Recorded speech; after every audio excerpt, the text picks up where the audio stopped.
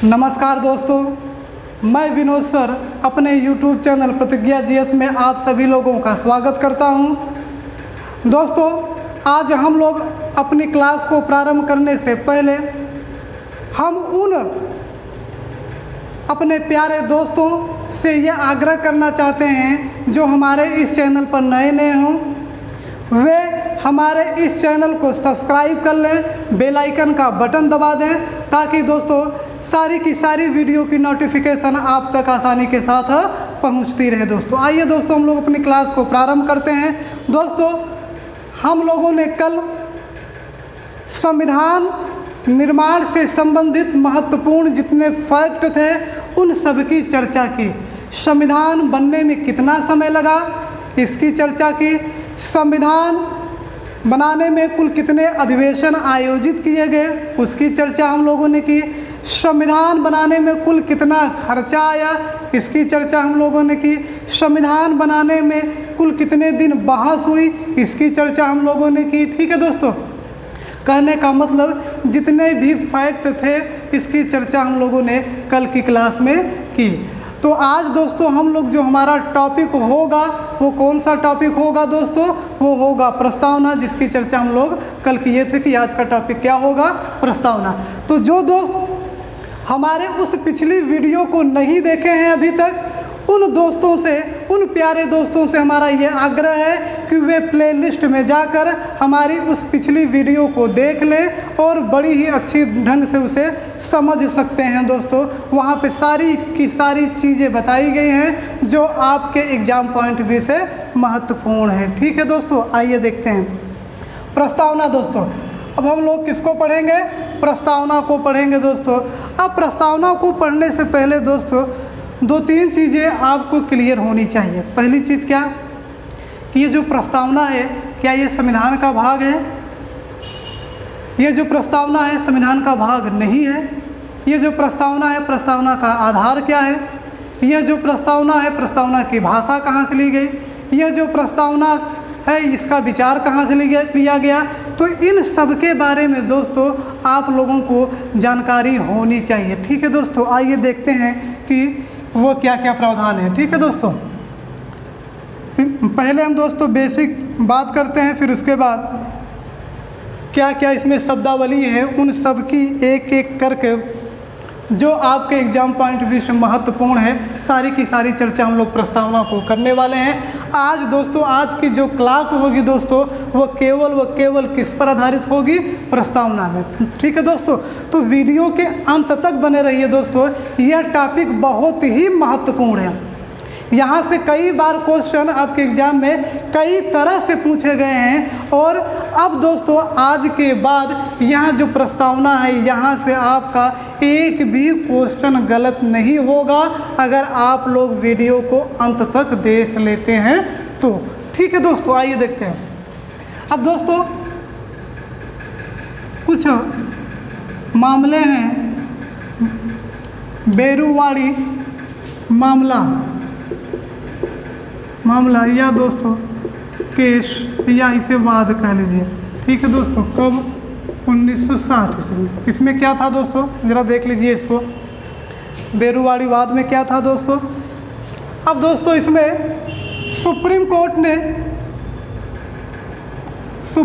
ने इस बेरुवाड़ी वाद में 1960 ईस्वी में सुप्रीम कोर्ट ने अपना निर्णय दिया कि यह जो प्रस्तावना है दोस्तों यह प्रस्तावना संविधान का भाग नहीं है। क्या है दोस्तों? संविधान का भाग नहीं है। तो एक चीज़ क्लियर हो गई। अगर आपसे पूछा जाए किस वाद में सुप्रीम कोर्ट ने यह निर्णय दिया कि प्रस्तावना संविधान का भाग नहीं है तो वो वाद कौन सा होगा? बेरुवाड़ी मामला 1960। ठीक है दोस्तों, अब दोस्तों आपका सबसे महत्वपूर्ण वाद आता है जो पूरे भारतीय संविधान में काफ़ी फेमस है। वो कौन सा मामला है दोस्तों? केशवानंद। कौन सा? केशवानंद भारतीय वाद। कब दोस्तों? 1973। ये दोस्तों केरल राज्य के संदर्भ में था। ठीक है दोस्तों, अब जरा देखिए इसको। इसमें क्या था? अभी तक सुप्रीम कोर्ट ने क्या निर्णय दिया था? अभी तक सुप्रीम कोर्ट ने यह निर्णय दिया कि ये जो प्रस्तावना है वो संविधान का भाग नहीं है। अब सुप्रीम कोर्ट केशवानंद भारतीवाद जो 1973 में आया था, इसमें सुप्रीम कोर्ट ने क्या निर्णय दिया? तो दोस्तों ये जो केशवानंद भारतीवाद है, ये सबसे बड़ी न्यायाधीशों की पीठ इसमें बैठी थी दोस्तों। कितने न्यायाधीशों की? 13 न्यायाधीशों की पीठ, जिसे दोस्तों संविधान पीठ कहते हैं। ठीक है दोस्तों, जिसे क्या कहते हैं? संविधान पीठ। अब इस मामले में सुप्रीम कोर्ट ने क्या निर्णय दिया?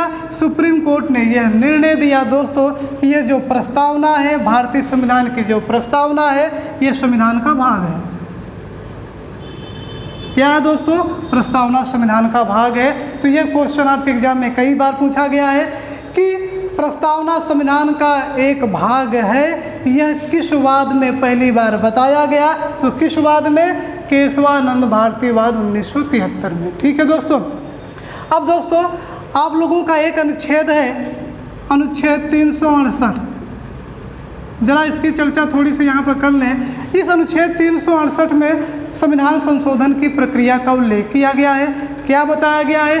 कि संसद इस अनुच्छेद के तहत संविधान के किसी भी भाग में किसी भी प्रकार का बदलाव कर सकती है, संशोधन कर सकती है। अब प्रश्न यह उठता है दोस्तों, अगर प्रस्तावना संविधान का भाग होगी तभी तो इसमें संशोधन होगा। तो प्रस्तावना संविधान का भाग है, ये किस में बताया गया? केशवानंद भारतीवाद में। अतः अब संसद अनुच्छेद 368 के तहत संविधान में क्या कर सकती है? बदलाव कर सकती है, संशोधन कर सकती है, परिवर्तन कर सकती है। तो दोस्तों अब तक प्रस्तावना में कितनी बार संशोधन किया जा चुका है, ये क्वेश्चन पूछा गया है। तो कितनी बार? एक बार। ठीक है, वो कौन सा संशोधन है? 42वां संविधान संशोधन 1976। इसके तहत प्रस्तावना में कितने शब्द जोड़े गए, इसकी चर्चा हम लोग अभी आगे करते हैं। ठीक है दोस्तों, आइए हम लोग आगे की तरफ बढ़ते हैं दोस्तों, और चीज़ें देख लेते हैं क्या क्या इसमें आपको जानना जरूरी है। ठीक है दोस्तों, चलिए दोस्तों, आइए दोस्तों अब और प्रस्तावना को हम लोग समझ लेते हैं और बेहतर ढंग से कि प्रस्तावना का आधार क्या है, प्रस्तावना के स्रोत क्या है। ठीक है दोस्तों, ज़रा इसको भी समझ लीजिए आप लोग यहीं पर।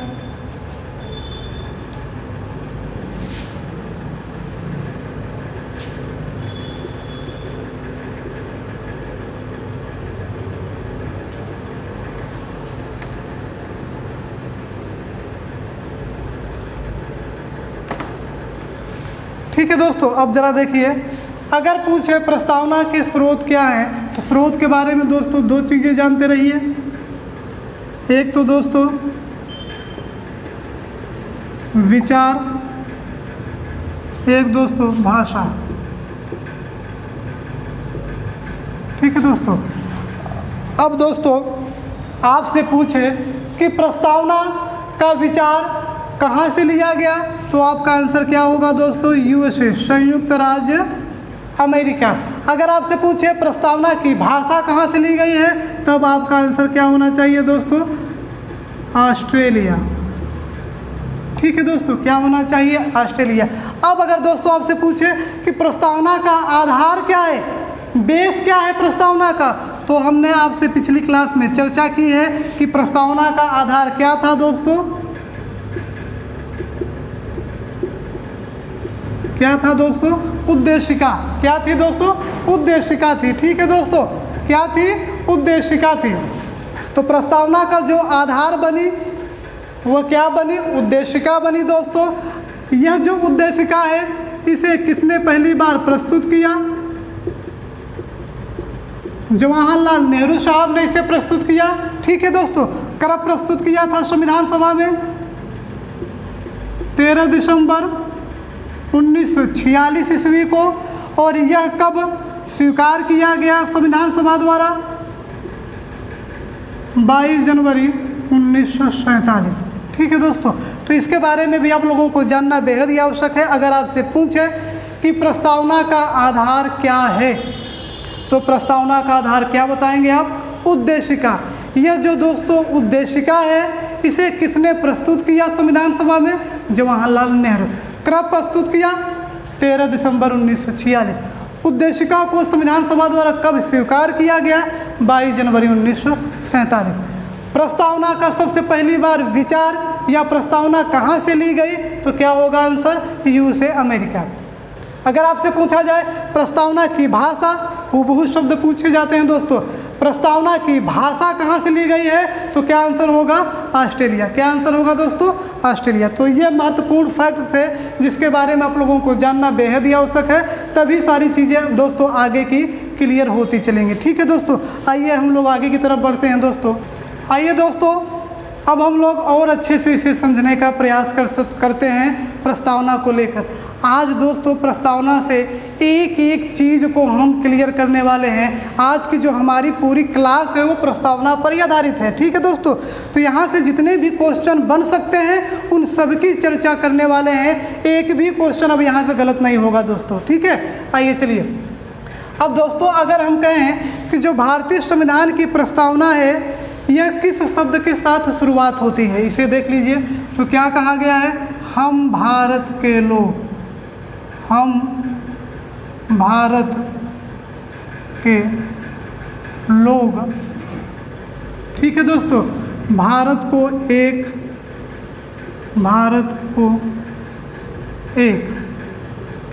क्या बनाते हैं? अब इसके बारे में हम लोग एक एक करके चर्चा करते चलेंगे। सारी की सारी प्रस्तावना में जो प्रस्तावना पूरी है दोस्तों वो वीडियो के अंत में आपके सामने वो दिखाई देगी।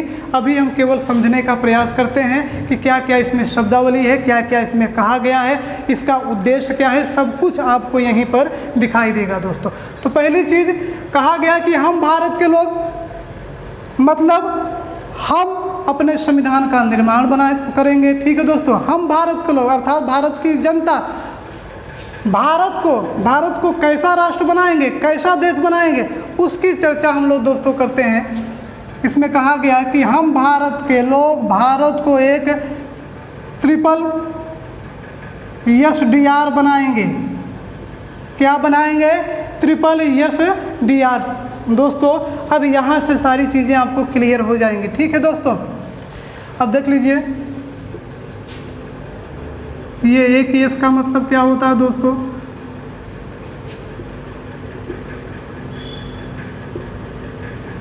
सोवरिज्न, जिसे हम लोग कहते हैं दोस्तों संप्रभु। ठीक है दोस्तों, एक दोस्तों क्या होगा?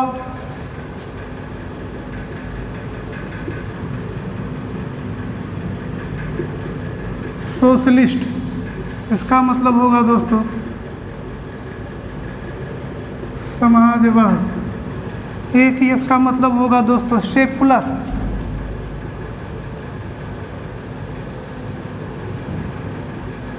सेकुलर जिसका मतलब होगा दोस्तों धर्म निरपेक्ष या पंथ निरपेक्ष। ठीक है दोस्तों, डी से दोस्तों डेमोक्रेटिक। क्या दोस्तों? डेमोक्रेटिक। ठीक है दोस्तों, आर से क्या होगा? रिपब्लिक। ठीक है दोस्तों, डेमोक्रेटिक लोकतांत्रिक,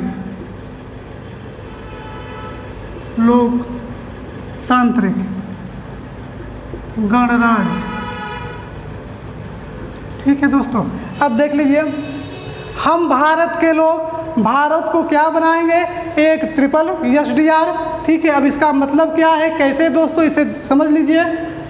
सोवरिज्न संप्रभु, हम भारत को कैसा बनाएंगे? संप्रभु। अब दोस्तों एक एक शब्दावली को क्लियर करते हुए हम लोग चल रहे हैं। तो ये दोस्तों जो शब्दावली है एकदम क्रम में है दोस्तों, एकदम क्रम में है। और इस चीज़ों को आप लोगों को एकदम याद रखना है। कभी कभी पूछ लेता है कि प्रस्तावना में दिए गए शब्दों को क्रम में लिखिए, तो ये क्रम में है दोस्तों। अब दोस्तों संप्रभु मतलब क्या होता है? संप्रभुता मतलब क्या होता है दोस्तों? इसकी हम लोग समझ लेते हैं इसकी चर्चा। संप्रभु मतलब आंतरिक एवं बाह्य दृष्टियों से हम क्या होंगे, सर्वोच्च होंगे। कहने का मतलब दोस्तों हमारे ऊपर किसी का आधिपत्य या नियंत्रण नहीं होगा, हम पूर्ण रूप से क्या होंगे, स्वतंत्र होंगे। अर्थात हम अपने निर्णय अब स्वयं लेंगे। अभी तक क्या था दोस्तों, अभी तक था कि हमारे निर्णय ब्रिटेन लेती थी, वो कहाँ से लेती थी, लंदन से। ठीक है दोस्तों, लंदन से लेती थी। अब क्या हुआ, अब हम अपने निर्णय स्वयं लेंगे। अर्थात अब हम क्या हो गए, संप्रभु हो गए। आंतरिक एवं बाह्य दृष्टियों से हमारे ऊपर किसी भी प्रकार का कोई नियंत्रण नहीं है। ठीक है दोस्तों, समझ में आया। अब दोस्तों समाजवाद को देख लीजिए। समाजवाद या दोस्तों इसका मतलब क्या है दोस्तों, मोटे मोटे तौर पर आप इसे समझिए कि दो व्यवस्थाएं थी, पूंजीवादी व्यवस्था और समाजवादी व्यवस्था। मोटे मोटे तौर पर हम लोग इसकी चर्चा कर रहे हैं दोस्तों, पूंजीवादी व्यवस्था और समाजवादी व्यवस्था। ये समाजवादी व्यवस्था कैसी थी दोस्तों कि किसी भी देश की शासन व्यवस्था को संचालित करने वाले जो संसाधन होते हैं, जो निजी क्षेत्र होते हैं, उन निजी क्षेत्रों पर अधिकार नियंत्रण किसका होगा दोस्तों, सरकार का होगा। ठीक है, सामूहिक रूप में उस पर नियंत्रण किसका होगा, सरकार का होगा। इसी को हम लोग कहते हैं समाजवाद। क्या कहते हैं दोस्तों, समाजवाद। कहने का मतलब है दोस्तों कि जितने भी निजी संसाधन होते हैं, निजी संसाधनों पर जो सामूहिक नियंत्रण होगा वो किसका होगा दोस्तों, वो होगा सरकार का। जबकि पूंजीवादी व्यवस्था में क्या है कि जिस संसाधनों पर नियंत्रण किसका होता है, पूंजीपति वर्ग का होता है। ठीक है दोस्तों। अब आइए दोस्तों सेकुलर को हम लोग देख लेते हैं, जिसे हम लोग कहते हैं धर्मनिरपेक्ष या पंथ निरपेक्ष। इसका क्या मतलब है दोस्तों, कई बार ये आपसे पूछा गया है दोस्तों। दो शब्दावली हैं, धर्मनिरपेक्ष, पंथ निरपेक्ष। शब्दावली में थोड़ा सा फर्क है। ठीक है दोस्तों, थोड़ा सा फर्क है, लेकिन ये एक ही माने जाते हैं दोस्तों। अब क्या है देखें, धर्मनिरपेक्ष का मतलब दोस्तों, पंथ निरपेक्ष का मतलब दोस्तों कि राज्य का अपना कोई धर्म नहीं होगा। क्या नहीं होगा दोस्तों, राज्य का कोई अपना स्पेशल धर्म नहीं होगा। उसके लिए सभी धर्म क्या होंगे, एक समान होंगे। वह सभी धर्मों के लिए विकास कार्य करेगा। ठीक है दोस्तों। अब थोड़ा समझ लीजिए धर्मनिरपेक्ष और पंथ निरपेक्ष में दोस्तों, अगर भारतीय संस्कृति की बात करें, इसके अर्थ की बात करें, भारतीय संस्कृति की बात करें, तो धर्म का मतलब लिया जाता है दोस्तों सत्य से, न्याय से, कर्तव्य से। अब दोस्तों निरपेक्ष का मतलब होता है दोस्तों दूर। अब सरकार सत्य से तो दूर हो नहीं सकती, सरकार न्याय से दूर तो हो नहीं सकती। ठीक है दोस्तों, सरकार सत्य, न्याय, अपने कर्तव्य से दूर नहीं हो सकती। लेकिन दोस्तों वह किसी भी धर्म को विशेष मान्यता नहीं देगी, अर्थात वो धर्म से दूर रहेगी। धर्म से दूर का मतलब होता है दोस्तों, राज्य का अपना कोई धर्म नहीं होगा, वह सभी धर्मों के लिए एक समान कार्य करेगा। ठीक है दोस्तों, उम्मीद करते हैं ये आपको समझ में आ गया होगा। अब दोस्तों डेमोक्रेटिक, लोकतांत्रिक, इसका क्या मतलब है दोस्तों, कैसा देश होगा हमारा, लोकतांत्रिक होगा दोस्तों। तो लोकतांत्रिक का मतलब होता है दोस्तों, यहाँ के जो लोग हैं, अर्थात जो भारत की जनता है, यह जो निर्णय लेगी, यह किस प्रकार से निर्णय लेगी, सर्वसम्मत प्रकार से लेगी, बहुमत से लेगी। ठीक है दोस्तों, आप देख लीजिए जिस भी देश में लोकतांत्रिक शासन प्रणाली पाई जाती है, वहाँ की जो जनता होती है, वहाँ पर निर्णय किस प्रकार से लिया जाता है, सर्वसम्मत से लिया जाता है, बहुमत के आधार पर लिया जाता है। ठीक है दोस्तों। अब आइए दोस्तों, ये शब्दावली है गणराज्य। क्या है दोस्तों, गणराज्य। अब दोस्तों जैसे ही यह शब्दावली आ जाए आपके सामने गणराज्य, वैसे ही डेट आपके दिमाग में तुरंत आनी चाहिए। कौन सी डेट, 26 जनवरी 1950। 26 जनवरी 1950 को भारत को एक क्या घोषित किया गया, गणराज्य के रूप में घोषित किया गया। प्रस्तावना में भी इसका उल्लेख है गणराज्य के रूप में। गणराज्य का मतलब क्या होता है दोस्तों कि जो देश का राष्ट्राध्यक्ष होगा वह निर्वाचित होगा दोस्तों, वह वंश के आधार पर नहीं आएगा। जैसे ब्रिटेन में है तो राजा का बेटा ही राजा बनेगा, सम्राट का बेटा ही सम्राट बनेगा, लेकिन ऐसा भारत में नहीं है। जहाँ गणतंत्रात्मक देश है वहाँ पर ऐसा नहीं होता। वहाँ पर क्या होता है कि वहाँ का जो राष्ट्राध्यक्ष होता है, अर्थात जो राष्ट्रपति होते हैं, वे निर्वाचित होते हैं, चाहे वो प्रत्यक्ष रूप से चाहे वो अप्रत्यक्ष रूप से। ठीक है दोस्तों। तो अब आप बताइए कि भारत में जो राष्ट्रपति का निर्वाचन होता है वह अप्रत्यक्ष रूप से होता है, निर्वाचित होते हैं कि नहीं होते हैं, तो आप बताएंगे बिल्कुल। तो हमारा देश कैसा है? गणराज्य है। ठीक है दोस्तों, आइए चलते हैं, वो आगे की चर्चा हम लोग करते हैं। इन सबको समझ लिया, आगे देखते हैं दोस्तों। अब देखिए दोस्तों, हम भारत के लोग भारत को कैसा राष्ट्र बनाए, इसकी चर्चा हम लोग ने की। किस माध्यम से? ट्रिपल SDR के माध्यम से। ठीक है दोस्तों, आप लोगों को याद करने में बड़ी आसानी होगी दोस्तों, ट्रिपल SDR। अब दोस्तों देखिए, अब आगे क्या है इसमें दोस्तों, पूछा जाता है कि भारतीय संविधान में की जो प्रस्तावना है, उस प्रस्तावना में कितने प्रकार के न्याय का उल्लेख किया गया है दोस्तों? न्याय, तो दोस्तों जो न्याय का उल्लेख किया गया है 3 प्रकार। ठीक है दोस्तों, 3 प्रकार के न्याय का उल्लेख किया गया है। कौन कौन से? सामाजिक, एकदम क्रम में है दोस्तों, सामाजिक न्याय,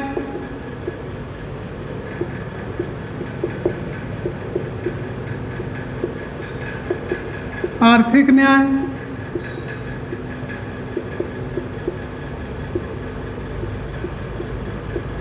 राजनीतिक न्याय। ठीक है दोस्तों, अब अगर पूछें, ये शब्दावली है आपके प्रस्तावना में एकदम सीरियल से लिखा गया है दोस्तों। स्वतंत्रता, पूछा जाता है कि भारतीय संविधान की प्रस्तावना में कितने प्रकार की प्रस्तावना का उल्लेख किया गया, मतलब कितने प्रकार की स्वतंत्रता का उल्लेख किया गया है। तो कितने प्रकार की स्वतंत्रता का उल्लेख किया गया है दोस्तों? 5 प्रकार की। ठीक है दोस्तों, कितने प्रकार की? 5 प्रकार। कौन कौन से दोस्तों? 5 प्रकार को देख लीजिए, एकदम सीरियल में है, एकदम क्रम में है, याद रखिएगा आप लोग।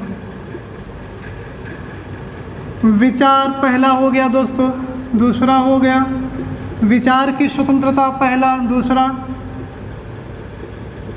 अभिव्यक्ति की स्वतंत्रता तीसरा दोस्तों। पहला क्या हो गया? विचार की स्वतंत्रता, दूसरा क्या हो गया? अभिव्यक्ति की स्वतंत्रता, तीसरा क्या होगा दोस्तों? विश्वास की स्वतंत्रता, चौथा क्या होगा दोस्तों? धर्म की स्वतंत्रता, और 5वां जो दोस्तों होगा वो कौन सा? उपासना की स्वतंत्रता। ये 5 प्रकार की स्वतंत्रताओं का उल्लेख किया गया है कहाँ पर? प्रस्तावना में। ठीक है दोस्तों, अब दोस्तों पूछता है कितने प्रकार की समानता का उल्लेख किया गया है? कितने प्रकार की समानता? इसे दोस्तों समता या समानता। ठीक है दोस्तों, तो 2 प्रकार। कितने प्रकार? 2 प्रकार। वो 2 प्रकार कौन कौन से हैं दोस्तों?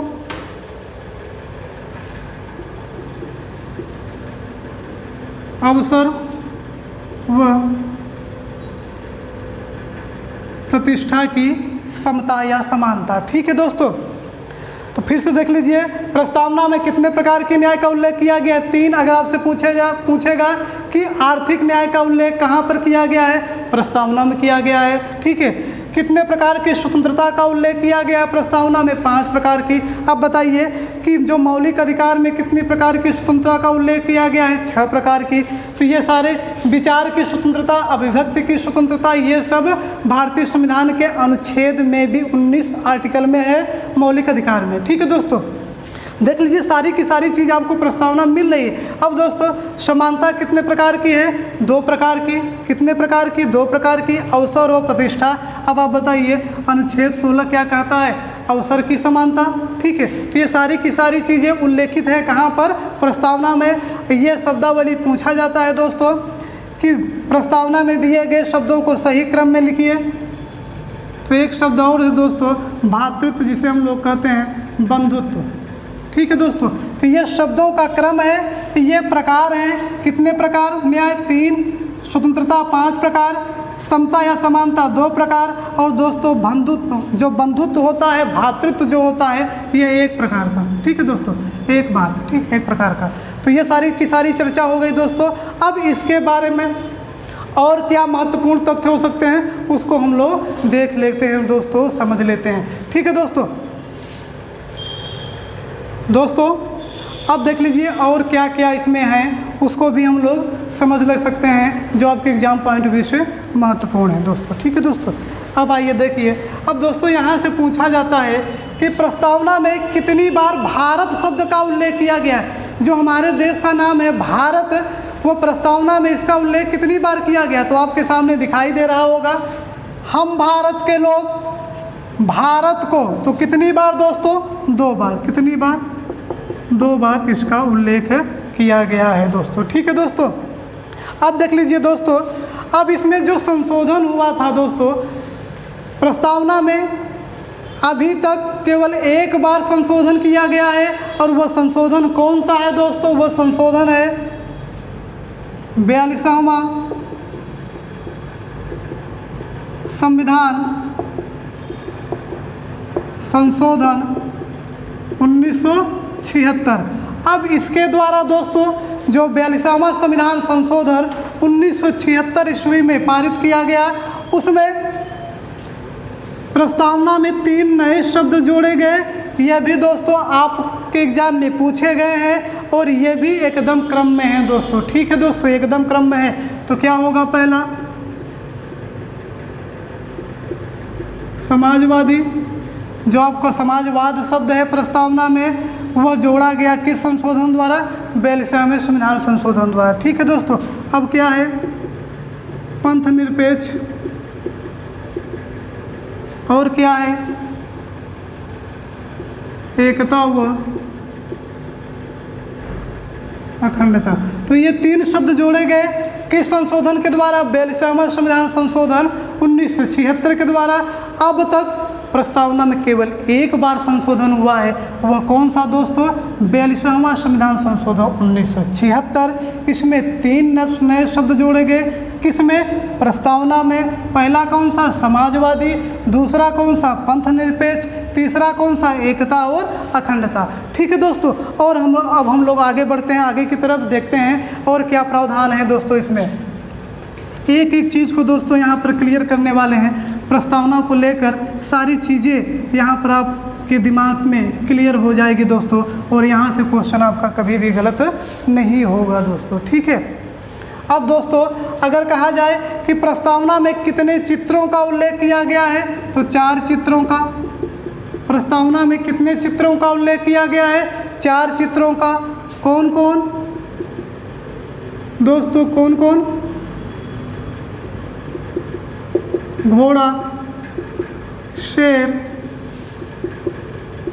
हाथी, बैल। इन 4 चित्रों का उल्लेख किया गया है किसमें, प्रस्तावना में। ठीक है दोस्तों, 4 चित्रों का उल्लेख किया गया है किसमें, प्रस्तावना में। अब दोस्तों एक प्रस्तावना में शब्द जो भी हमने आपको बताया, स्वतंत्रता, समानता और भ्रातृत्व। कौन सा दोस्तों, स्वतंत्रता, समानता, भ्रातृत्व। इसको भी जरा समझ लीजिए, स्वतंत्रता, समानता,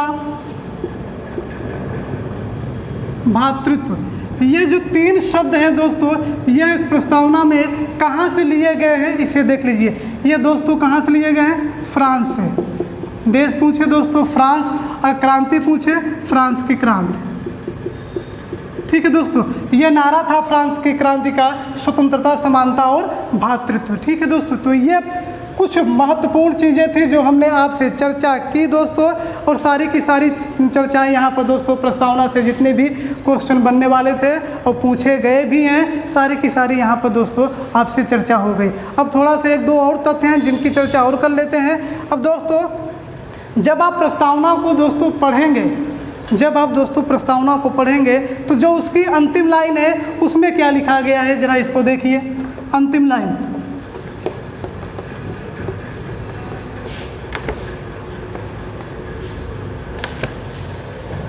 छब्बीस नवंबर 26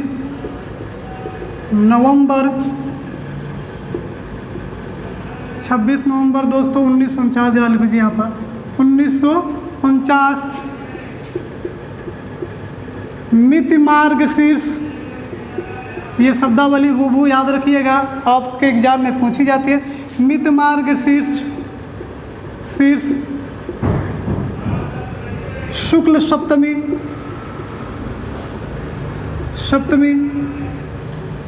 शुक्ल सप्तमी, विक्रम 2006 एतद् द्वारा। फिर से देख लीजिए क्या लिखा गया है। 26 नवंबर 1949 ईस्वी को मिति मार्गशीर्ष शुक्ल सप्तमी विक्रम संवत 2006 एतद् द्वारा संविधान को क्या करते हैं, अंगीकृत, अधिनियमित, आत्मार्पित। ठीक है दोस्तों, ये 3 शब्दावली एकदम क्रम में है, इसे भी आप लोग याद रखेंगे। क्या किया गया, संविधान को अंगीकृत किया गया, अधिनियमित किया गया, आत्मार्पित किया गया। ठीक है दोस्तों, अब अंगीकृत का मतलब 26 नवंबर 1949 को हम अपने संविधान को क्या करते हैं, अंगीकृत मतलब स्वीकार करते हैं, अधिनियमित मतलब इस दिन पारित करते हैं, आत्मार्पित अपने प्रति क्या करते हैं, स्वयं के प्रति समर्पित करते हैं, क्या, संविधान। ठीक है, जो प्रस्तावना की अंतिम लाइन है उसमें देखिए, समझने का प्रयास करिए। 26 नवंबर 1949 मिति मार्गशीर्ष शुक्ल सप्तमी विक्रम 2006 विक्रमी 2006 द्वारा हम संविधान को अंगीकृत, अधिनियमित और आत्मार्पित करते हैं। अंगीकृत का मतलब स्वीकार करना, अधिनियमित का मतलब इस दिन पारित कर रहे हैं, आत्मार्पित मतलब स्वयं के प्रति क्या कर रहे हैं, समर्पित कर रहे हैं। ठीक है दोस्तों, तो ये सारी की सारी चर्चाएं हम लोगों ने यहाँ पर कर ली। अब दोस्तों हम लोग प्रस्तावना को लिखेंगे और प्रस्तावना में आपको दिखाएंगे जिसकी हमने अभी चर्चा की वो कहाँ पर वो शब्द लिखे गए हैं दोस्तों। तो उस प्रस्तावना को हम लोग लिखना प्रारंभ करेंगे। ठीक है दोस्तों, आइए दोस्तों अब हम लोग इस प्रस्तावना को देख लेते हैं जो आपके समक्ष लिखी गई है दोस्तों। ठीक है दोस्तों, अब ज़रा देख लीजिए जिन जिन शब्दों की हमने चर्चा की आपसे इसके पहले, वो सारे के सारे शब्द यहाँ पर मिल रहे हैं कि नहीं। देखिए दोस्तों क्या कहा गया है, हम भारत के लोग अर्थात हमारी जो प्रस्तावना है वह किससे शुरू हो रही है, भारत की जनता, हम भारत के लोग मतलब आम जनता, अर्थात यहाँ पे जो सर्वोच्च शक्तियाँ हैं किसमें निहित हैं, जनता में। ठीक है दोस्तों, हम भारत के लोग, भारत को, तो भारत कितनी बार आया, 2 बार, इसकी चर्चा हमने की थी। हम भारत के लोग भारत को एक संपूर्ण प्रभुत्व संपन्न, समाजवादी, पंथ निरपेक्ष, लोकतंत्रात्मक गणराज्य। अब दोस्तों ज़रा देखिए, हमने संप्रभु की बात की थी कि नहीं, संप्रभुता संपन्न, समाजवादी की बात की थी कि नहीं, बिल्कुल की थी। पंथ निरपेक्ष की बात की थी कि नहीं, पंथ निरपेक्ष, लोकतंत्रात्मक की बात की थी कि नहीं, और गणराज्य की बात की थी। यह जो SSSR है ये यही है दोस्तों। ठीक है दोस्तों, अब गणराज्य बनाने के लिए तथा उसके समस्त नागरिकों को न्याय की बात कर रहा है दोस्तों, सामाजिक न्याय, आर्थिक न्याय और राजनीतिक न्याय।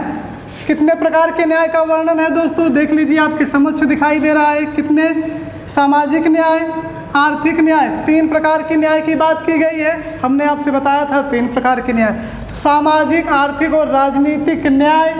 अब देख लीजिए दोस्तों, समता की बात कर रहा है, विचार स्वतंत्रता की बात कर रहा है दोस्तों, विचार की स्वतंत्रता, अभिव्यक्ति की स्वतंत्रता, विश्वास की स्वतंत्रता और धर्म की स्वतंत्रता। विश्वास दोस्तों, यहाँ पर विश्वास, धर्म और उपासना की स्वतंत्रता। ठीक है दोस्तों, हमने बताया था कि स्वतंत्रता का उल्लेख प्रस्तावना में कितने प्रकार से किया गया, कितने प्रकार के, 5 प्रकार के। देखिए 1, 2, 3, 4, 5 है कि नहीं, एकदम सीरियल में है जैसा हमने आपको बताया था। ठीक है दोस्तों, अब आगे देखिए, प्रतिष्ठा और अवसर की समता, प्रतिष्ठा और अवसर की समता, समानता की बात हमने की थी। कितने प्रकार की समानता का उल्लेख किया गया है, 2 प्रकार की। कौन कौन की, प्रतिष्ठा और अवसर की समता। ठीक है दोस्तों, अब देखिए, प्रतिष्ठा और अवसर की समता प्राप्त करने के लिए तथा उन सब में व्यक्ति की गरिमा, राष्ट्र की एकता और अखंडता सुनिश्चित करने वाली, बंधुता बढ़ाने के लिए दृढ़ संकल्पित होकर अपनी संविधान सभा में आज तारीख दोस्तों कितनी 26 नवंबर 1949 ईस्वी को मित मार्गशीर्ष शुक्ल सप्तमी संवत 2006 विक्रमी एतद द्वारा संविधान को क्या करते हैं दोस्तों, अंगीकृत करते हैं, अधिनियमित करते हैं और आत्मार्पित करते हैं। ठीक है दोस्तों, तो ये सारी की सारी चर्चा हम लोगों ने की। तो इन सब चीज़ों को आप लोग दोस्तों हाईलाइट करके रखेंगे। राष्ट्र की एकता की बात की गई है और अखंडता की बात की गई है, बंधुता की बात की गई है, भातृत्व की एक बार फिर से देख लीजिए, फिर से एक बार समझ लीजिए। हम भारत के लोग भारत को एक संपूर्ण प्रभुत्व संपन्न समाजवादी शब्द को जोड़ा गया किस संशोधन के द्वारा, 42वें संविधान संशोधन के द्वारा। पंथ निरपेक्ष ये भी जोड़ा गया उसके द्वारा। लोकतंत्रात्मक गणराज्य बनाने के लिए तथा उसके समस्त नागरिकों को सामाजिक, आर्थिक और राजनीतिक न्याय, विचार, अभिव्यक्ति, विश्वास, धर्म और उपासना की स्वतंत्रता, प्रतिष्ठा और अवसर की समता प्राप्त करने के लिए तथा उन सब में व्यक्ति की गरिमा और राष्ट्र की एकता और अखंडता को सुनिश्चित करने वाली बंधुता को बढ़ाने के लिए दृढ़ संकल्पित होकर अपनी संविधान सभा में आज तारीख 26 नवंबर 1949 ईस्वी को मिति मार्गशीर्ष शुक्ल सप्तमी संवत 2006 विक्रमी एतद द्वारा इस संविधान को अंगीकृत, अधिनियमित और आत्मार्पित किया जाता है। ठीक है दोस्तों, तो ये जो हमारे संविधान की प्रस्तावना थी, इसकी चर्चा हम लोगों ने विस्तार पूर्वक से की, बहुत अच्छे ढंग से इसे समझा। कितने प्रकार से आपसे क्वेश्चन यहाँ से बन सकते हैं, पूछ सकते हैं, क्या क्या वो क्वेश्चन हो सकते हैं, उन सब की चर्चा हम लोगों ने आज दोस्तों प्रस्तावना में की। ठीक है दोस्तों, आज की क्लास बस यहीं तक। अब अगली क्लास दोस्तों हमारी आपकी मुलाकात कल की क्लास में होगी दोस्तों। फिर से उसी जज्बे के साथ, उसी जुनून के साथ आपको सफलता दिलाने के लिए दृढ़ संकल्पित होकर हमारा यह चैनल आपके लिए काम कर रहा है दोस्तों। ठीक है दोस्तों, ओके दोस्तों, धन्यवाद। जाते जाते दोस्तों आप लोग इस वीडियो को अधिक से अधिक शेयर और लाइक करें अपने मित्रों के साथ। अगर आपके मन में किसी भी प्रकार का कोई क्वेश्चन हो तो किसी भी टॉपिक को लेकर, तो आप उस क्वेश्चन को कमेंट बॉक्स में जाकर कमेंट जरूर करिए दोस्तों। ठीक है दोस्तों, धन्यवाद, खुशहाल रहिए, मस्त रहिए। ठीक है दोस्तों।